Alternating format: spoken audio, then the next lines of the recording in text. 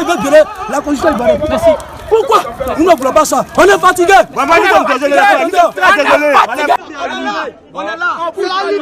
Si Ouattara il pense que s'il est intelligent, si c'est l'intelligence, chacun de nous a sa vie. La Côte d'Ivoire retient son souffle.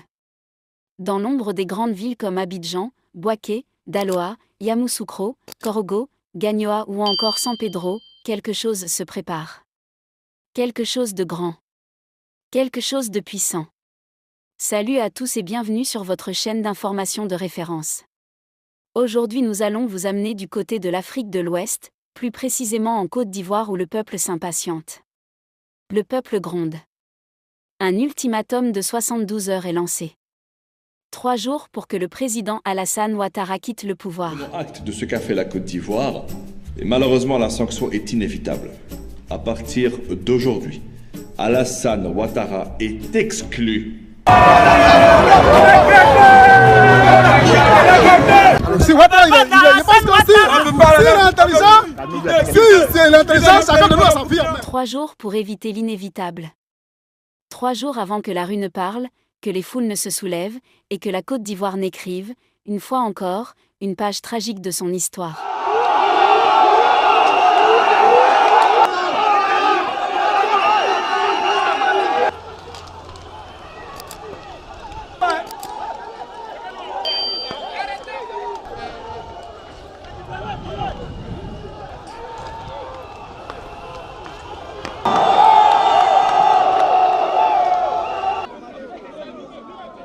Partout, les partisans de Laurent Gbagbo sont prêts. Ils attendent un seul mot. Vous qui êtes dans toutes les sections, soyez attentifs. Soyez attentifs. D'ici 2 semaines, nous allons tenir un comité central et ce comité central va prendre des décisions que nous allons vous diffuser. Ce comité central va prendre des décisions qu'il faudra appliquer parce que nous voulons aller aux élections. Un seul signal. Et alors, le pays pourrait basculer. Mais la question que tout le monde se pose est simple. Pourquoi? Pourquoi Alassane Ouattara, à 83 ans, refuse-t-il de passer le flambeau? Là, il y a 2 possibilités. Soit Ouattara passe la relève, soit il se représente et deviendra officiellement Ouattara Ier, roi de la Côte d'Ivoire. Pourquoi s'accroche-t-il désespérément à un pouvoir qu'il aurait dû quitter depuis longtemps? Vu qu'il suffit de changer de constitution après chaque mandat, et hop, t'es président à vie. Pourquoi, après un 3e mandat déjà contesté, voudrait-il en briguer un 4e? Le fait qu'Alassane Ouattara puisse se présenter à un 4e mandat, c'est pas forcément une bonne nouvelle pour le pays. Jamais! Si Ouattara, si jamais il décide à vouloir briguer un 3e mandat, je pense que ça, comme il a dit, c'est le début de colère. C'est ça. Mais les actions vont aller grandissantes.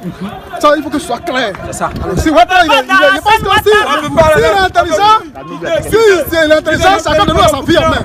La démocratie, pourtant, est claire. 2 mandats. Pas un de plus.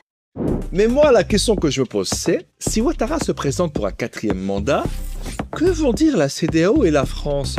Parce que quand il s'agissait des coups d'État au Burkina, au Mali ou en Guinée, les mecs, ils étaient là. Là, je suis vraiment curieux de savoir comment ils vont réagir si Ouattara fait un 4e mandat. Mais comme souvent en Afrique, la Constitution est devenue un simple bout de papier. Modifiable à volonté. Jetable. Manipulable. Et ceux qui détiennent le pouvoir s'en servent comme d'un outil pour régner, non pour servir. Ouattara Ier, roi de la Côte d'Ivoire. Ouattara, comme tant d'autres avant lui, veut réécrire l'histoire. Façonner une Côte d'Ivoire à son image. Éteindre les voix contestataires. Des jeunes se réclamant de l'opposition ont paralysé la commune de Cocody, sans qu'une autorité politique n'a été signalée. Dispersés par les gaz lacrymogènes de la police, 4 manifestants ont été interpellés, 4 blessés. C'est le bilan suite à la manifestation du jour. Et effacer toute relève politique crédible. Mais à quel prix? La jeunesse ivoirienne regarde. Elle observe. Et elle comprend. Elle comprend que le vieux monde refuse de céder la place. Que le fauteuil présidentiel est devenu un trône.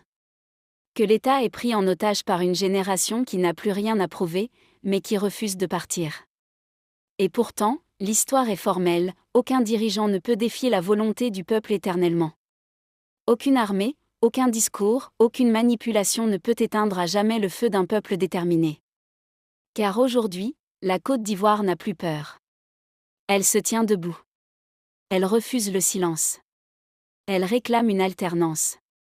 Pas par la violence, mais par la justice. Par l'honneur. Par le respect des lois. Mais si on l'empêche de parler, alors elle criera. Et si on tente de l'étouffer, alors elle explosera. Chers abonnés, c'est peut-être la dernière chance pour Alassane Ouattara de sortir par la grande porte. De laisser un souvenir digne.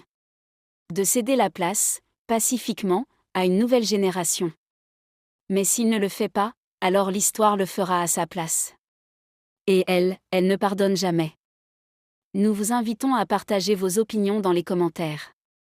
Si vous avez apprécié, n'hésitez pas à le liker et à le transmettre à vos proches. Pensez également à vous abonner et activer la cloche de notification pour ne rien manquer de nos prochaines vidéos. Votre soutien est essentiel et nous vous en sommes très reconnaissants.